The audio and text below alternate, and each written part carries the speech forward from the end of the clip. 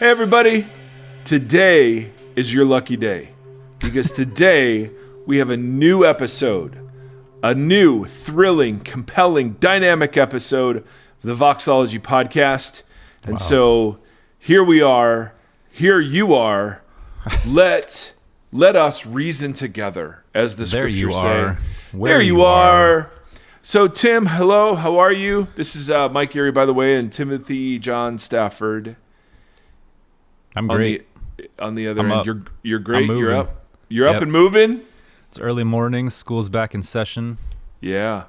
Just got done taking my kids in. How'd that feel? Feels good. This is the only year of their entire lives where they will be at the same school on the same schedule. Oh, so this enjoy. is the year to relish, and then it's over. The golden year. Yep, the golden year. I'm on the other end of that spectrum. Our second child, no longer a child, dear Hannah, started her senior year. So as they say, it's her last first day. Last first day until her next first day. Yep, in a whole different jam. So, it's mixed over here in the Erre household. I'm not gonna lie. Yeah, I'm not gonna lie. But I remember the days when going back to school was great news for the parents. It was like, yep, it's time. Yeah, summer. It's time. If only they could take the heat with them. Well, I don't know about you, man. I don't. When I was growing up, August was a summer month. It wasn't a school month. I feel like that's correct. Yeah, I feel like September was when all the shenanigans started back up. Exactly. I mean, it's called the fall semester. Right. I don't know who decided, but like in Tennessee, Seth started back like on August 6th. I mean, that's the whole month. I mean, it's like, no, come on, Thanks, guys. Obama. Yeah. Speaking of thanks, I want to thank Obama. I want to thank Jonathan, and I want to thank Kim. Everyone on that list except Obama joined our Patreon community this week. And so Jonathan and Kim, thank you so very much for your generosity and thoughtfulness. And we're grateful for that. You can go to voxologypodcast.com, and there are two different platforms if you want to. Again, we're crowdfunded, 501c3 nonprofit, all of that's tax deductible, blah, blah, blah. But we are incredibly grateful for the whole community that is a part of this thing. And the way the community really blesses us isn't even in the generosity, although that's a great gift. It's in the emails, the super thoughtful emails that we get from people. And so we talked last episode to a person that was in a medical profession dealing with pain meds and how do you beat Jesus like in the midst of this. And, you know, I was stumbling around trying to figure out how to be helpful. But we have some other folks who, and we actually got several comments, emails. I got a text from somebody who was like, hey, my wife deals with this all the time, who have some thoughts.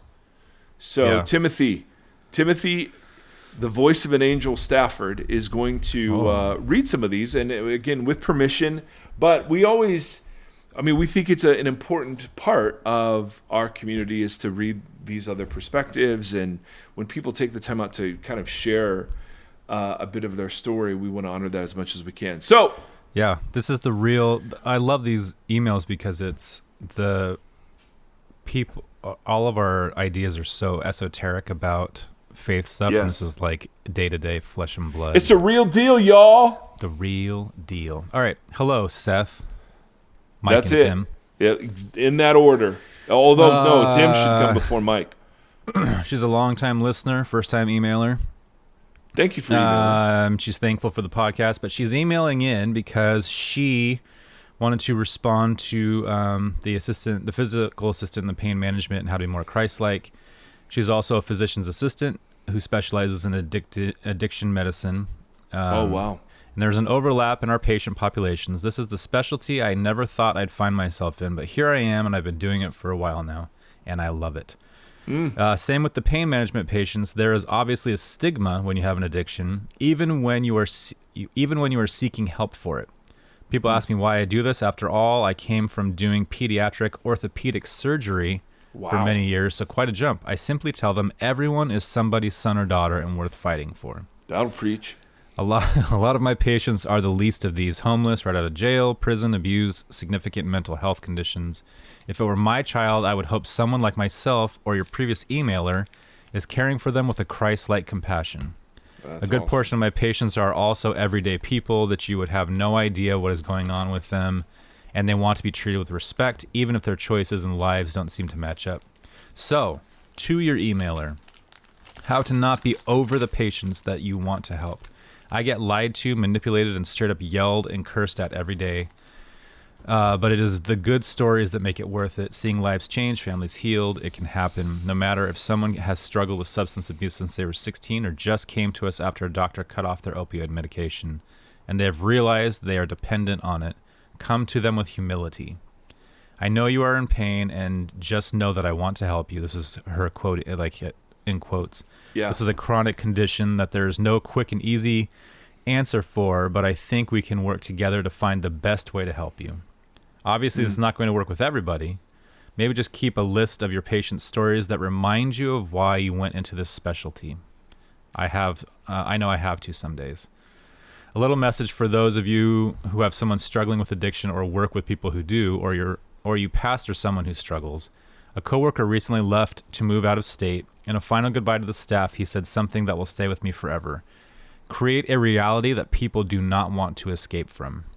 Oh, who better boom. to show love and compassion to others and create a reality that they won't want to use drugs and alcohol to escape from, especially to the least of these, than Christ followers like ourselves. Dang. Good stuff. Man, that is really good. Thank you so much for that perspective. That's great. Seth, Mike, and Tim. This is another email. Yep. Same intro. That's funny. Same intro. I wanted to love respond to the question brought to you about prescribing opioids. I'm a duly licensed mental health therapist, which basically means I have an extra license that is specific to drug and alcohol counseling. Oh, wow. I also have a background in working in child welfare. Over the years, I have had many clients doctor hop in order to get prescriptions they want. I cannot imagine the pressure doctors are under to prescribe these, especially in the emergency rooms. Wow. As a therapist, this is an area where mental health and traditional medicine collide. In what I have seen, there are too many instances of people being prescribed addictive substances without an exit plan. They just keep getting them either from their doctor shopping, or the streets. The research is starting to show that the opposite of addiction is connection. That's interesting. One of the reasons people become addicted is because of relational disconnectedness. Wow. From my vantage point, people who are continuing use should be set up with a therapist knowledgeable about addiction and or social support group. One of the best books I have read on this in recent years was Addiction Nation by Timothy McMahon King. He shares his story of becoming addicted to opioids and how his doctor met him where he was at. Oh, nice. I like that. The opposite of addiction is connection. Yeah. Man. See, the original question and then these responses, like, it doesn't get any more Jesus-y than that. Yes. You know what I mean? Yep. Because it's so easy. I mean, you were right. It's just so easy to opine on these issues in, some abstract microphone place. Right. But to hear those stories, I find that just so inspiring that there are people out there like that doing that really, really hard and are work. that intentional with seeing the humanity in people and meeting that humanity and that disconnectedness. I think that's really interesting to think about in regards to at least like alcoholism. Yeah. In our town, the opioid thing has gotten really bad where people keep getting they get prescribed medicine for, like a broken back or, pain meds, and then they can't afford it and they're getting into heroin because heroin's cheaper here and has similar effects. Oof. And then it's just, as you can imagine, it starts to spin out from there. But it's become a big deal in this area for folks, which is dark and sad. And oh man, and I don't know the first thing about how to walk with somebody in that. So these kind of things are really helpful. Yeah, great job, you guys. Thank you for emailing in. And then we had, I think you said one other. This one is on the masculinity conversation. Someone wrote in to offer a different perspective into that stuff with Jordan Peterson. Excuse me. Vaping. I wanted to add to the conversation about Jordan Peterson, gender in the church. I'm a gay Christian male committed to the traditional Christian sexual ethic, and I'm going on 8 years of mixed orientation marriage. I'm not ex-gay, word. but I love my wife and find beauty in her. Whoa. I've heard people like Just Peterson. What? Just wow. Yeah. I can't even imagine. I've heard voices like Peterson's before, and they are the primary reason why many churches are not safe for people like me. I grew up in the era of gay jokes, casual homophobia, and acceptable bigotry. That's a big term, acceptable bigotry. I hid my crushes, of course, but I also changed the way I spoke. I faked crushes on girls and adjusted nearly every aspect of my personality to try and pass. I have had churchgoers demand that I change my entire personality to fit their definition of masculinity, call me an abomination, and claim that Jesus will heal me if I just pray hard enough. It isn't enough for those church folk that I affirm every tenet of the faith they do, nor is it enough that I am in a heterosexual marriage with kids. I must match their definition of a man. Yeah. Wow. The fact that I prefer musicals over machine guns or wine over beer isn't a part of who I am. It's a crime against the natural order. And Jordan Peterson lends his psychological background to this hogwash. In the book of Genesis, according to Jordan, I'm supposed to have a walk in a garden, find a woman, nurture a family, build an ark, conquer a land, build a ladder to heaven, and face a terrible life. But the Bible I read says I'm supposed to care for the garden, not walk in it. That God provides a partner for Adam. That the ark was a symbol of dependence on God, not Noah's manhood. Come on! That God conquered the land, not Israel. Oh! That Babel was the result of trying to build a ladder to heaven. And that life is full of joy and love because God is good, despite the brokenness of the world. Oh, good Lord. That is amazing. Yeah, that whole section is fireworks. Amazing. Oh, geez, that's so good. I read that God never stops fighting for justice, for the earth, and for the least of these. Every ill-spoken bastardization of the scripture that Peterson speaks is salt in the wounds left by so many who claim to follow Christ and called me less than. Wow. To this day, the number of people I am honest with about my sexuality is extremely small because of the hypergenderism is so pervasive. I'm not angry at Peterson. I'm angry at a church that persists in tolerating people like him. Men who claim to have a message from God but put it in monetized YouTube videos and behind partisan paywalls. Yet, I must love Christ's bride. I want to ask Peterson his own question. Who cares what you believe? Dang! Yeah. Okay, first of all, that is so well written. Like, yeah, it's like a poetic article. Seriously, you could read that like as a sermon or something, man. That was, and here's the thing: whether you are affirming or not affirming on all of that, there is a community of people that we've talked with and interviewed and who listen, who are in that same place of affirming the kind of historically orthodox view, and yet are unashamedly same-sex attracted, and the fact that there is little room in the church for people who are that loyal to Jesus is beyond heartbreaking. And so I don't know. I mean, I'm just so thankful that someone would share their story, and that's one of those, like, I think I want to copy and paste that paragraph. Right. And just put it somewhere. No, it's very beautifully written and has a lot of heavy stuff in it that's very true. My wife and I were talking, the more I read about gender, the more I have seen how broad the spectrum is and how people don't just fall into two categories, but that there's a lot of room on that. Yeah. For a lot. And we were talking about in regards to, how the church traditionally has performed gender functions where it's like, hey man, we're having a Super Bowl party this week and da-da-da-da. And, hey women, we're going to go and knit something or whatever. Like, these are obviously dramatic characterizations. But it's true. I've been in churches where it's exactly that. But most of the girlfriends that I have here would love football.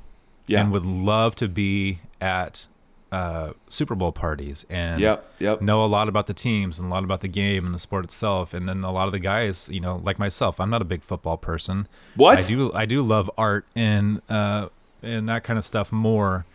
And those are traditionally more feminine qualities. And it's just crazy how it's just dumb to be even labeled those things. It is. So it's like you see in something like this that the church will make these categories that some men fit into, that a lot of men want to fit into, and that a ton don't fit into.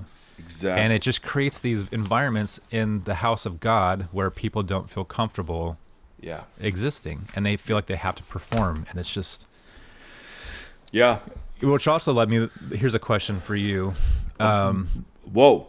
Yeah, with everything that's been going on politically over the last forever, but especially in this last week with our previous president and the way that his party has been responding to the FBI raid of 2022.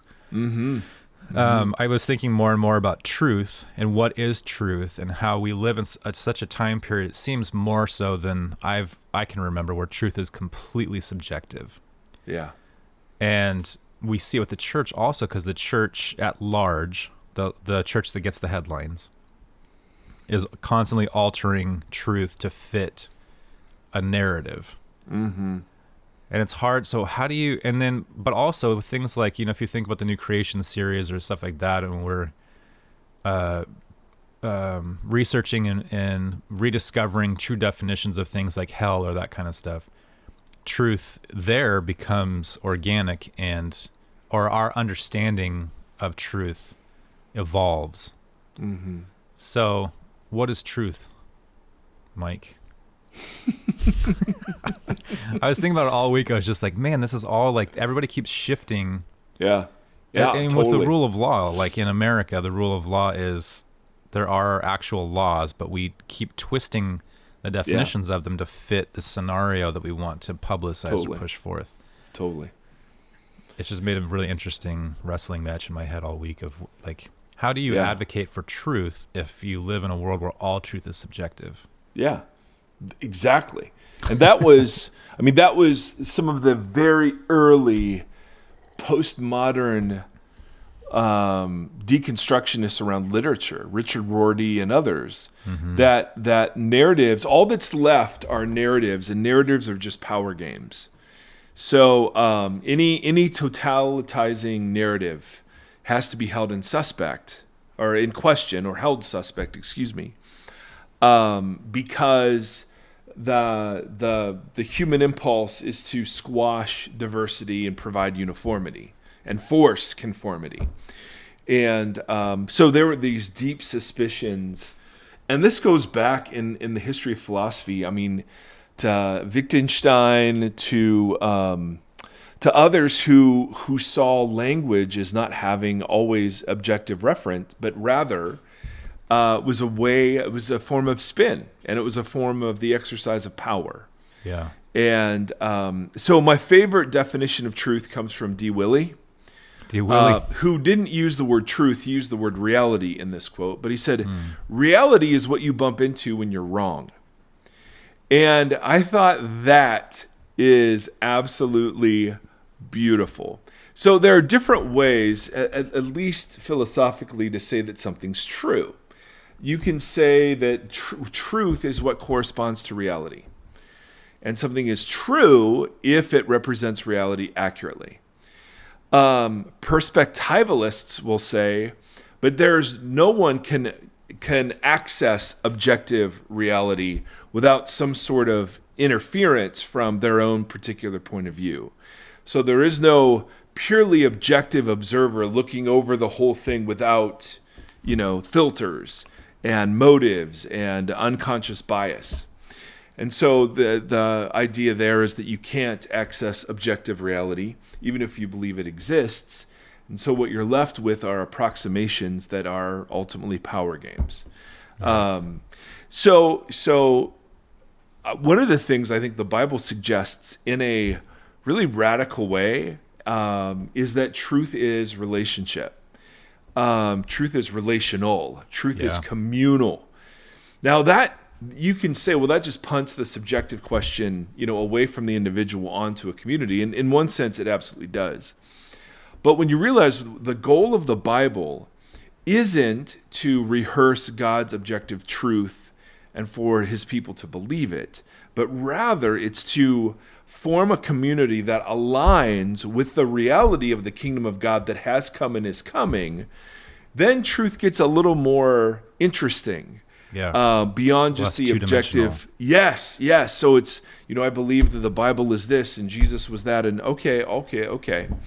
But those things are actually only believed when they're embodied in community.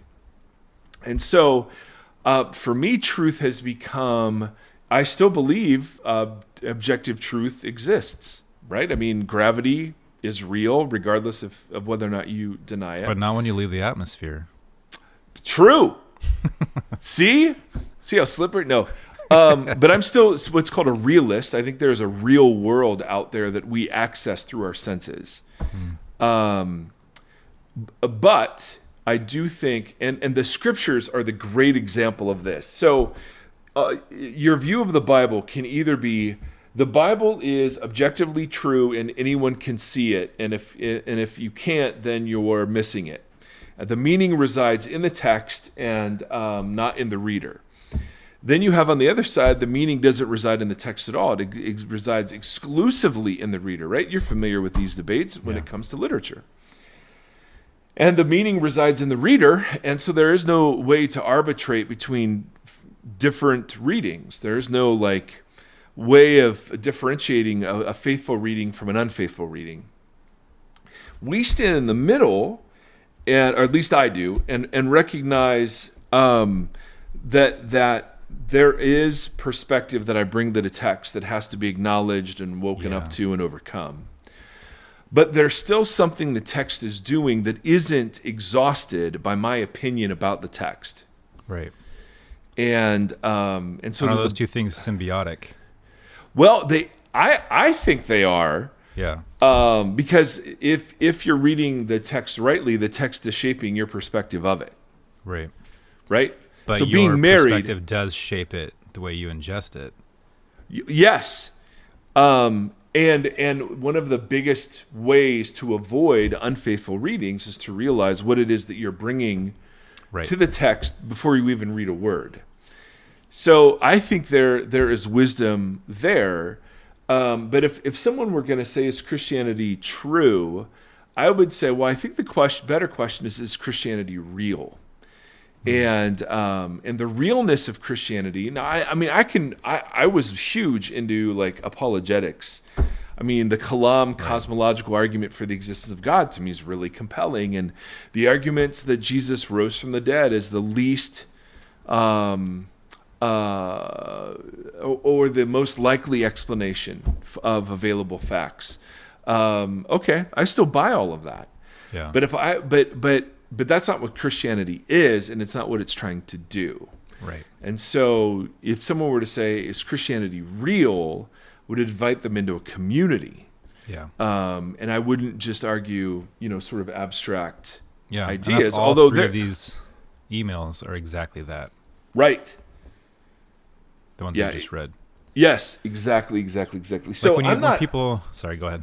No, go ahead. When people ask, what would Jesus do or say if he came today? Yeah. Right. Instead of 2,000 years ago, if Jesus showed up in 2022 and was like, and everyone's got some really different, if it's your buddy down the street at his gun-toting, no mask wearing church, or the quietest little community-focused church on the other side of town.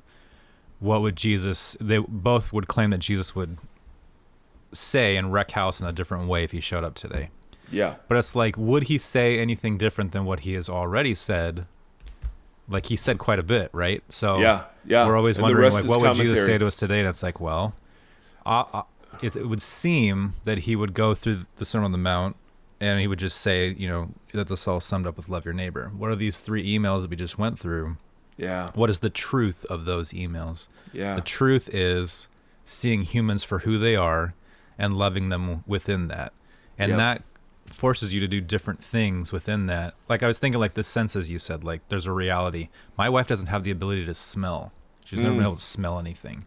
That doesn't mean that things don't have Fragrance. sense, right? That's yeah, right. like it's interesting that for her that altered, or like someone that's colorblind, and you're like, hey, these trees are very green, and they're like, okay, Yeah. that the relationship with that is a little bit different, and the way That's they right. access the truth of that is a little bit different too. I don't know. I just think it's really interesting how much we try so hard to claim an absolute, and then every generation that absolute is different based on their circumstances or Yeah. the reality around them or whatever. But it requires, it's a dance. Yes. Yeah. Yeah, I mean, and I can go get lost in all this. It's called epistemology, right? How do you know Right. something's true? Right. And there are correspondence theories, and there's something called coherence theories, where truth is something that coheres with other things that you know to be true. There's foundationalism, which is the Descartes project, the Enlightenment project. I want to work my way down to a truth that I know beyond a shadow of a doubt, and then work back up, Yeah. kind of on that scaffolding. So it's fascinating questions, and particularly when then you get into the Bible and it begins to ask and point to things like faith. What is the relationship between faith and truth, right? For many people, they understand faith to be a leap into something we can't know whether or not it's true. Exactly, yeah. And that's not the way the Bible presents faith. Yeah. And if you see Christianity, and this is the big point, if you see Christianity as one ideology among others, then, or one narrative among others, then you find yourself where I've been, which is in all of the great questions about, well, what makes this ideology more true than other ideologies. If you understand that Christianity is a view of reality that is either self-justifying or not.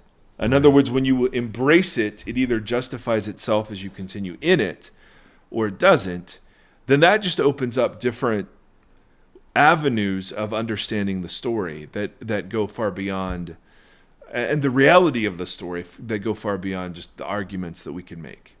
Yeah. You know what I mean? Yeah. So, and then ultimately, there's actually, I've read that actually truth is a person, right? Truth is Jesus of Nazareth.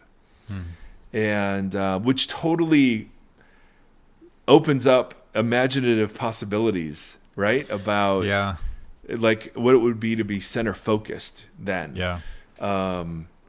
So anyway, all that is to say, man, I think that's a fascinating issue. And there's the bemoaning of the fact that all news stations are now spin operations, Right. With biases.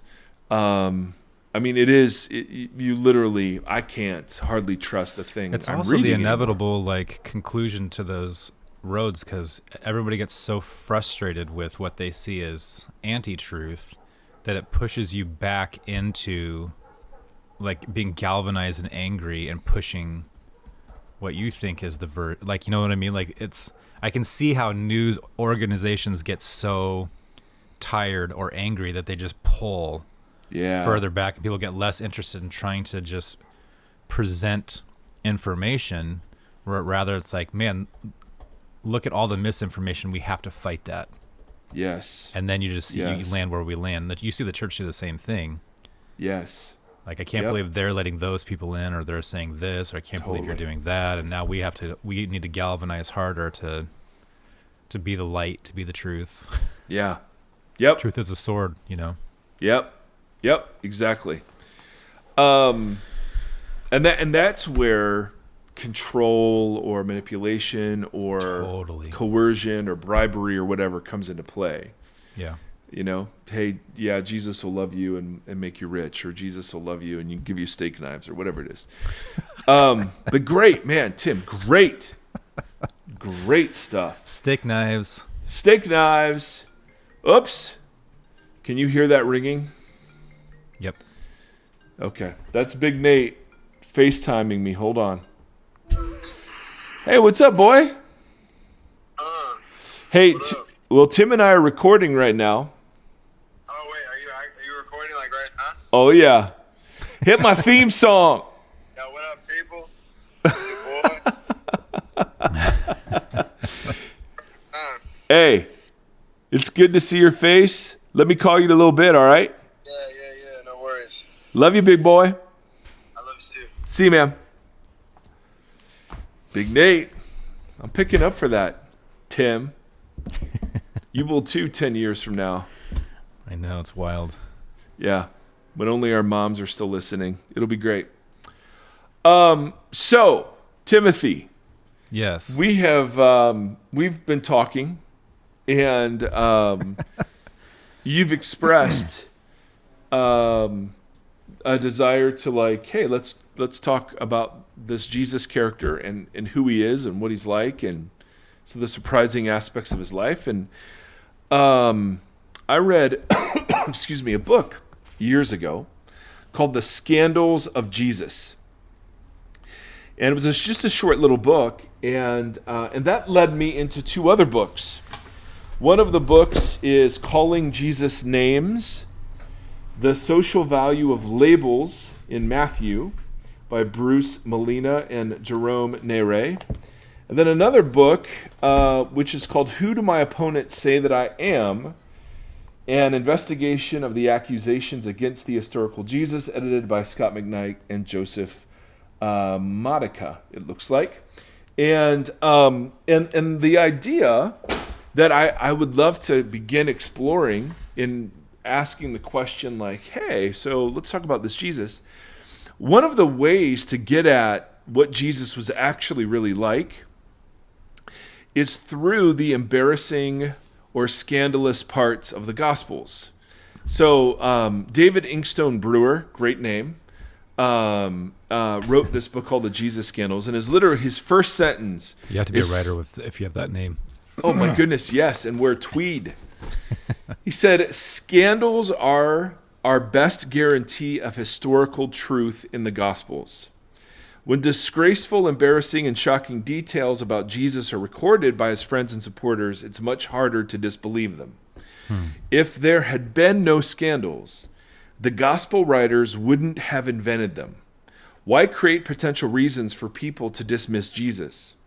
The scandals supply inadvertent confirmation of some of Jesus' claims.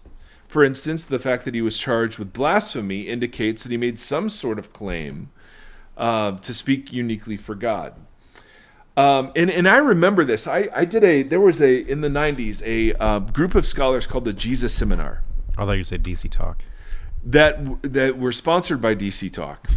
And they informally went by Jesus Freaks, and they met in the light because God is in the light. Wow. But I can keep going. Yeah, it was good. And they had bellies that wiggled like marmalade jelly. So anyway, that's dated references, all of them. Anyway, the Jesus Seminar. This was a group of scholars who represented a lot of mainstream scholarship, who would vote on the authenticity of each statement of Jesus, about whether or not he said it, or the early church said it, or someone later said it. And they had these tests that they would use, and one of them was called the criterion of embarrassment, which was the more embarrassing it is for the person who records the event, the more likely it is to be true. Because, we know that the gospel writers wanted to portray Jesus in the best possible light, right? John, at the end of John, it says, there were lots of other things we could have written in this book, but didn't, but we wrote these things so that you might believe and have eternal life, right? Luke says, Theophilus, I want you to be certain of the truth you've been taught. So here's this orderly account, what we call Luke and Acts. And so they clearly wanted to present Jesus in the best light. But when there are things that would have been scandalous to the original hearers and to the first century audience, there's no motive to include those if you were polishing an account up or inventing one out of thin air. Why would you include embarrassing details? Yeah. So we want to look, and one subcategory of embarrassing details are the accusations that are leveled against Jesus. And so they're the insults that Yeah. that were said by Jesus' opponents that give insight into the kind of person he was and the work that he was doing. And so we're going to look over the next several episodes with maybe a couple of interviews with other people sprinkled in, just some of the insults. And that way of kind of deriving a picture of Jesus is super interesting to me, because it's like kind of coming in from the side instead Totally. of, Yeah. just, well, Jesus said he was this and therefore he Right. was this.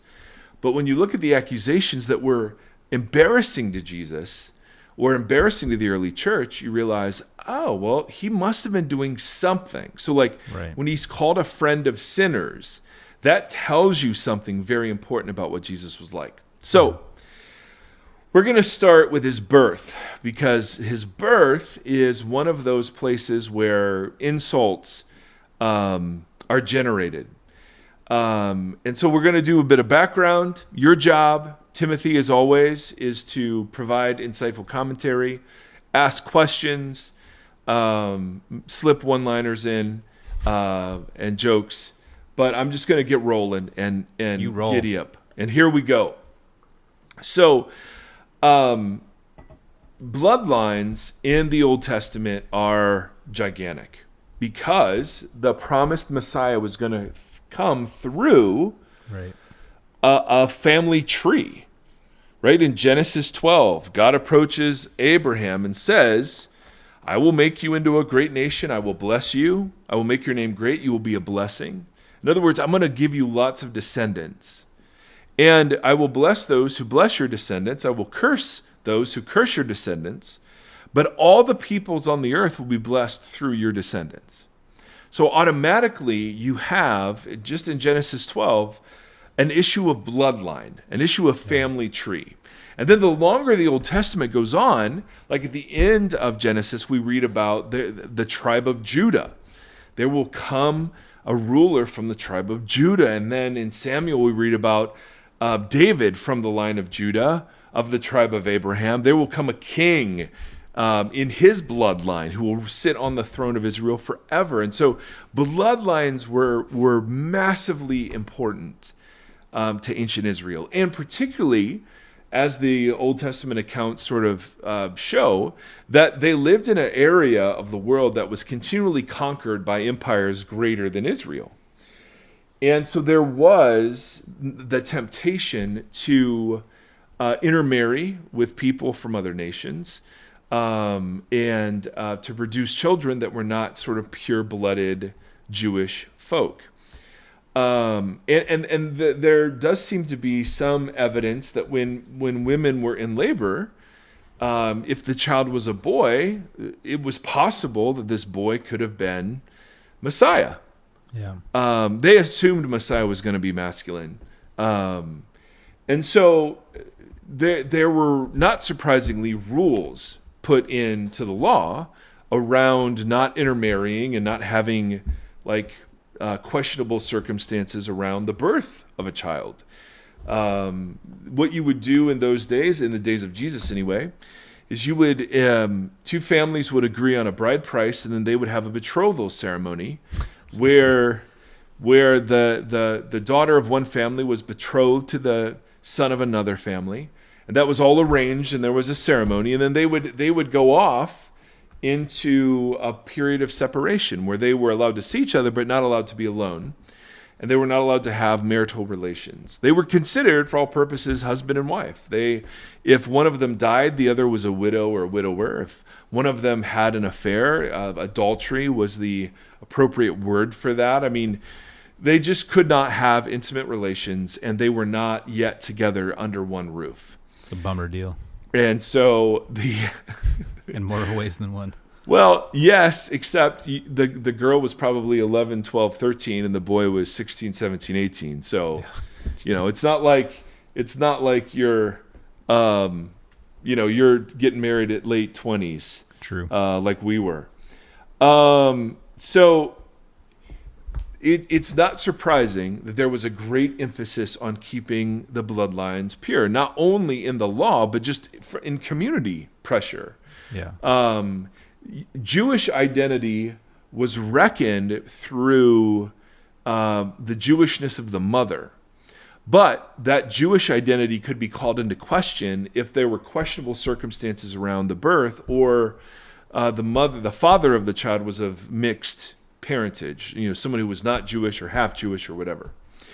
So in Deuteronomy, they have some prohibitions about who can enter the assembly of the Lord. The first one, Deuteronomy 23:1, no one who has been emasculated by crushing or cutting may enter the assembly of the Lord, which makes it such a big deal, just as an incidental throwaway, that the Ethiopian eunuch is the first person outside of Israel to hear about the gospel and be brought into the church by the baptism of the Spirit. Yeah. The fact that he was Ethiopian is a big deal, and the fact that he was a eunuch is a big deal. But the second requirement in Deuteronomy is this one: no one born of a forbidden marriage, nor any of their descendants, may enter the assembly of the Lord, not even to the 10th generation. Wow. Now, the phrase forbidden marriage, there's a ton of scholarship around this phrase and what exactly it means. Some translate it an illegitimate birth. So no one born of an illegitimate birth, a birth that could never be redeemed between two parents who were not allowed to be together. So that would be a forbidden birth or prohibited birth. Other rabbis would talk about it if there were questionable circumstances around the identity of the father. If we just weren't sure who the father was, Like if someone was claiming that God was the father. Well, I mean that's kind of where we're going here in just a second, Timothy. In 2 Timothy? In a second, Timothy. Gotcha. See, this is the gift. This is the gift you give right here. The derailing gift. It's a beautiful gift. Now that person in Jewish literature was called a mamzer. Or mamzerim, where I think is the plural. Mamzer, M-A-M-Z-E-R. I guess is how you transliterate it. Definitely not those. And a mamzer would be the designation of the product of a forbidden marriage or illegitimate birth or questionable circumstances. And because the penalty was so severe, you could not enter the assembly for up to 10 generations. Like, that was worse than even cursing your parents, right? I mean, that was a massive, massive punishment. Later rabbis really narrowed the circumstances where that title would officially be applied. And because Jewish law required two witnesses to see sin, there would literally have to have been two witnesses watching the conception of a mamzer. So mamzer wasn't thrown around as an official title a lot in Jesus' day. But the concept was floating around all over the place and is hinted at by Jesus' opponent. So when you get to Matthew, just as you were referencing, and Matthew gives us a genealogy that leads up to Joseph, and then we get a story about how Joseph wasn't really the father. Yeah. Using the criterion of embarrassment, I'm not sure you invent this. Right. In order just to say, well, God did it. So the text in Matthew, this is how the birth of Jesus the Messiah came about. His mother Mary was pledged to be married to Joseph. So they're not married, but they're in that year-long betrothal period. But before they came together under one roof and became one flesh, is the idea, she was found to be pregnant through the Holy Spirit.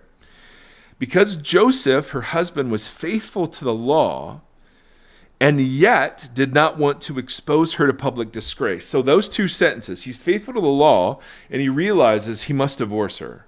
Right. But you could divorce in ways that were publicly shaming, or you could divorce in the presence of two witnesses quietly. Gotcha. And you give her a certificate of divorce.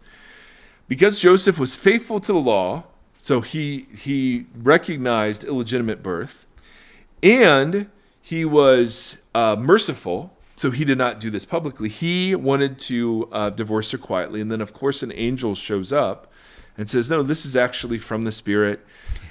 Mary leaves her small town and goes to visit Elizabeth, who is the only person on earth who would believe she's actually pregnant, because Elizabeth herself was so old and barren that only by the work of the Holy Spirit was she pregnant, although Zechariah evidently helped. You could see why Mary left and went to go spend some time elsewhere. In a small town, even when I was growing up in the 70s and 80s, right, this would have been scandalous. But let alone when bloodlines absolutely mattered. And Matthew just said, here's the bloodline. Yeah. And then he says, yeah, but hold on a second. So if the virgin birth is true, Jesus is fully Jewish because it's reckoned through the woman, but that there are mysterious circumstances surrounding his birth. And those mysterious circumstances get referred to throughout Jesus's ministry. And they're often, we often miss it in English just because, we're not totally familiar with the culture in which this was written. But in Mark chapter 6, there is this absolute slam of Jesus. The chapter begins, Jesus left there and went to his hometown accompanied by his disciples. Now, all the Gospels record that this preaching event at his hometown was a catastrophe. In one Gospel, in Matthew or Luke, I think they're trying to throw him off a cliff. Here, when the Sabbath came, they all agree that this was not a great thing. When the Sabbath came, Jesus began to teach in the synagogue. This was his home synagogue. Yeah. And many who heard him were amazed. Now, amazed can have two connotations, amazed good and amazed bad. And we don't know which is meant until they start saying, where did this man get these things? What's this wisdom that's been given him? What are these remarkable miracles he's performing? Because he's been roaming around the countryside outside of his hometown doing miracles. Isn't this the carpenter? Isn't this Mary's son and the brother of James, Joseph, Judas, and Simon? Aren't his sisters here with us? And they took offense at him. Now, this is really important but dry stuff. Jews in the time of Jesus always took their name, their father's name as their surname. So they always were known as the son of their father, always. So Matthew's list of the disciples of Jesus includes James, son of Zebedee, and James, son of Alphaeus, right? In Aramaic, that's the word bar, B-A-R. So in one place, Simon is called Simon Bar Jonah. And that was, he was speaking in Aramaic, but saying, Simon, you were the son of Jonah. Yeah. Now, for really common names, like Simon, they would use other naming strategies. So you have like Simon gets called Peter or Rocky as a nickname. Or there's a Simon of Cyrene, which was his hometown, or Simon the leper, which was a former affliction, or Simon the zealot, which was an affiliation, evidently, that this particular Simon had. So with common names, you'd have nicknames and other ways of naming. Yeah. But Jesus was never called Jesus, son of Joseph. Jesus was always called Jesus of Nazareth. And here, to call him Mary's son, even if Joseph had died, he would still always be known as the son of his father. All right? Now, this is Inkstone Brewer's comment. There are no instances besides this one in ancient literature of a Jew who was named like Jesus after his mother. None. Not one. So, to us, it's like, oh, okay, well, yeah, No, here, it couldn't have been shouted more clearly. We don't know who your father is. Right. So we will call you son of Mary. And this is 30 years in. 30 years in. Yeah. So again, we just read it like, isn't this Mary's son? And we're like, well, yeah, of course he's Mary's son. That's not how you did it. Yeah. That's not how you did it. And there's another brutal conversation in John 8 where this gets brought up again. So Jesus is talking about the authority he has as an emissary of the Father, capital F, God, Abba.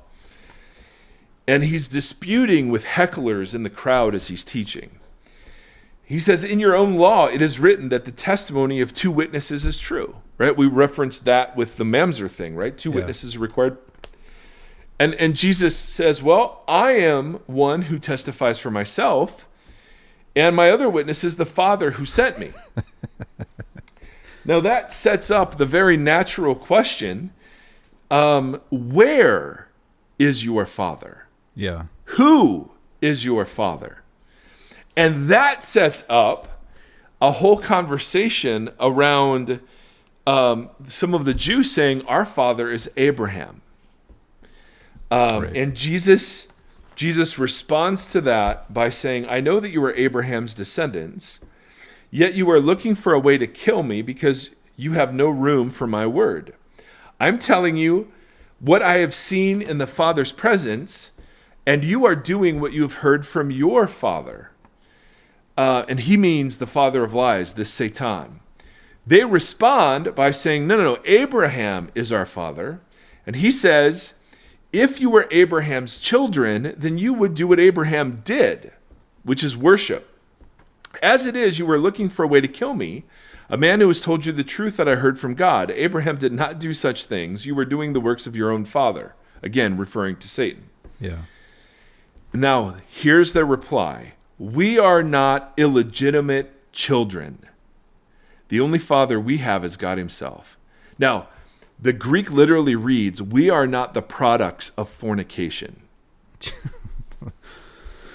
Now, are they calling Jesus a mamzer? Well, they don't use the word, but they absolutely use the concept. Yep, yeah. Absolutely. I mean, it couldn't be clear. So Jesus starts talking about his father. Where is your father, by the way? Where is your father? Why do they respond that way? And, hey, I know. You guys are Abraham's children, but damn, you're acting like a different father, this father of Satan. And then their response is, well, we're not illegitimate. Like you. Right. Which could explain, potentially, this weird part of the Christmas story where Joseph, it says, went up from the town of Nazareth, where they lived in Galilee, and they traveled south to Judea, to Bethlehem, the town of David, because Joseph belonged to the house and line of David. So he had relatives there. This was the census that they were taking. He went there to register for the census with Mary, who was pledged to be married and expecting a child. Now, again, those two ideas don't go together. Right. While they were there, the time came for the baby to be born. She gave birth to her firstborn, a son. She wrapped him in cloths, placed him in a manger, because there was no kataluma available for them. Now, kataluma isn't inn or innkeeper. It's guest room. And so the picture we get is of Joseph going back to his relatives in his hometown and not being welcome. Yeah. Now, I mean, Middle Eastern hospitality is crazy even today, right? I mean, that's like the most important declaration. Yeah. And so to turn out a pregnant woman it just strains credulity to believe that's the result they would have. Right. The result of their actions. And so, and again, the text doesn't say this, so I'm reading into the white spaces. But if there were these circumstances surrounding the birth of Jesus, then that would make sense why Mary and Joseph wouldn't be placed in a home, but rather would be somewhere else. And again, I could be wrong, but what isn't disputable is the fact that the circumstances around Jesus' birth hung over his whole life. Yes. In fact, one of the earliest works of apologetics, an apology is like an argument for something, was written by a guy named Origen. who wrote a book called Contra Celsus, or Celsium. And Celsus was an opponent of Christianity. And we don't have his writings except as Origen quotes them. And Origen quotes Celsus as saying, Mary, Jesus was the product of Mary and a Roman soldier named Pantera.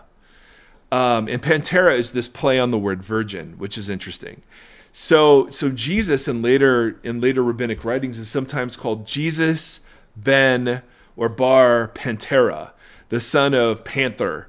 And the reason his birth was illegitimate was because Mary actually had an affair while she was pledged to Joseph with a Roman soldier. So one of the biggest critics, earliest critics of the Christian movement trotted out that argument. When was this? What era is this? 2nd century. Okay. And it's fascinating that the questionable circumstances around Jesus' birth were still there, and one of the big arguments against the validity of Jesus. So a couple of things to notice, right? You wouldn't invent questionable circumstances. You wouldn't invite that much controversy into a story that you want to sell. No, and particularly when it's around the Messiah of the promised bloodline. Yeah. Some say that, well, the story of the virgin birth was invented to cover up the fact that it was an illegitimate birth. And so here the Gospel's trotting out, no, it was actually God who did it. Right. And I can see why some people would think that. What's indisputable, though, is that there were questionable circumstances surrounding Mary's birth, or Mary's giving birth, questionable circumstances around the identity of Jesus' father that result in insults throughout his ministry and after. And if you believe the core of the story that Jesus really was the result of the work of the Holy Spirit, then the fact that God chose to manifest God's self in this way says all you need to know about the kind of Messiah Jesus was going to be. Right? And so the Christmas story, and again, we do all the cute shepherds and all the stuff, and I get it and I love it. But the Christmas story is like the declaration of the heart of God in cruciform terms, right? That God, instead of claiming the rights and privileges, is going to take the very humblest form, but not just an infant, but an infant born to teenage parents in the middle of nowhere, and neither of whom have much lineage to speak of. Where we don't read about Mary's lineage at all. We read a bit about Joseph's. But even then, we're born under circumstances that raise questions for both Mary and Jesus the rest of their lives. Yeah. And after. And so, this doesn't prove in any way, shape, or form the virgin birth is true.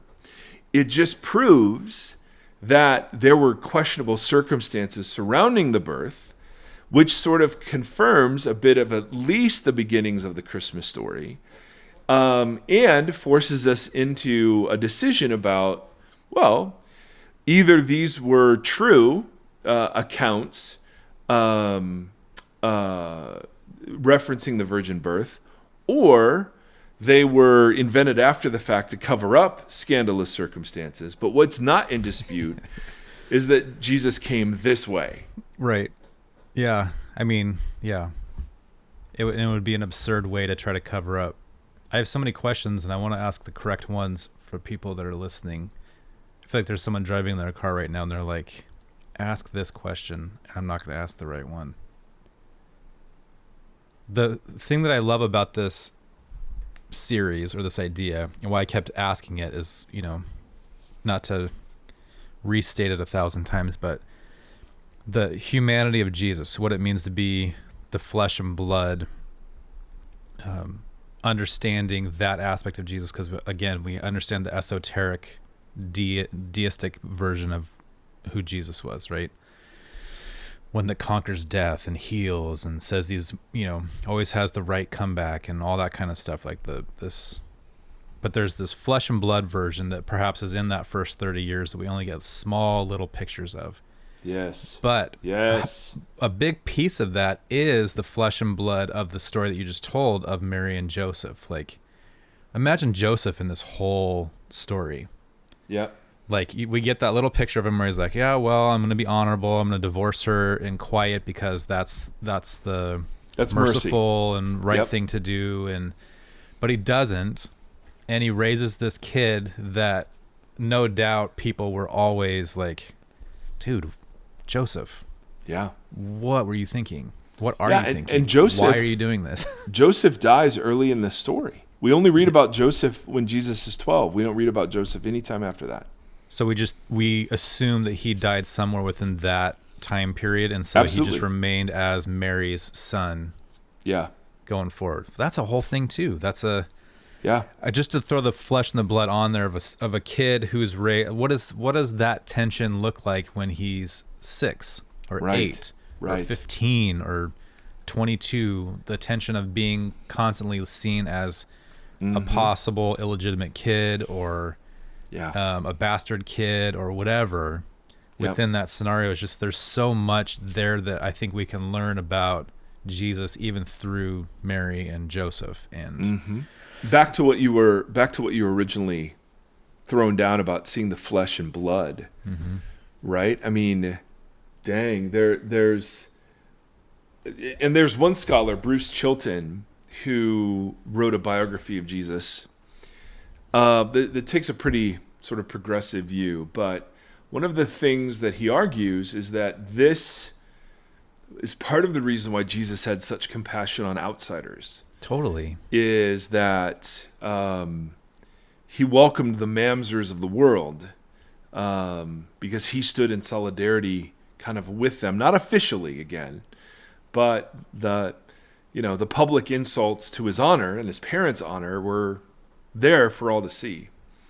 So it's just a cool, not cool, that isn't the right word, but it frames. It's intentional, if anything. Like, Yes. you see that God had a really different idea of how this was going to go than obviously anyone prior. Oh my There's goodness. this Ani do you know Ani DeFranco? She's Yeah. a political folk artist. I had a huge phase where I loved her and was very into her music. She has a song called Fuel, and there's this line in there that says, "They say that alcoholics are always alcoholics, even if they're dry as my lips for years, even if they're stranded on a small desert island with no place and 2,000 miles to buy beer. And I wonder, is he different? Is he different? Has he changed what he's about, or is he just a liar with nothing to lie about?" Oof. And so it's like this, I think about that within how Jesus relates to people, where they're not, we do that. We like to cling to titles of how we miss the mark, or sorry, we like to cling to titles of how other people miss the mark and keep them in that thing. So they're doing this to Jesus, right? Like, you're this Where's your father? illegitimate child. Yeah, exactly. And then we do that with a lot of labels for people that have been working through things, and we see them only as what their misstep is, not as their restored humanity is. Yeah. And you see that with what Jesus does, where it's like he is attracted to, or he seeks out those who have been labeled and have been titled as other, Yeah. and restores their humanity to them rather than substantiating their title of how they missed. Yeah. Which I think is very compelling. Yeah. It's And the very way flesh and blood. it's the way he shares shame with people who are outsiders. No, I think it's brilliant. So, friends, that is kind of the first one. I don't know, there are probably 5 or 6 more of these. Lawbreaker, blasphemer, demon-possessed, glutton and drunkard, friend of sinner, that all provide sort of backwards insight into what Jesus must have been like. And so we'll just explore these, and if you have comments, questions, we'd love to hear them. Email us if you would. And until next time, friends, we'll see you later.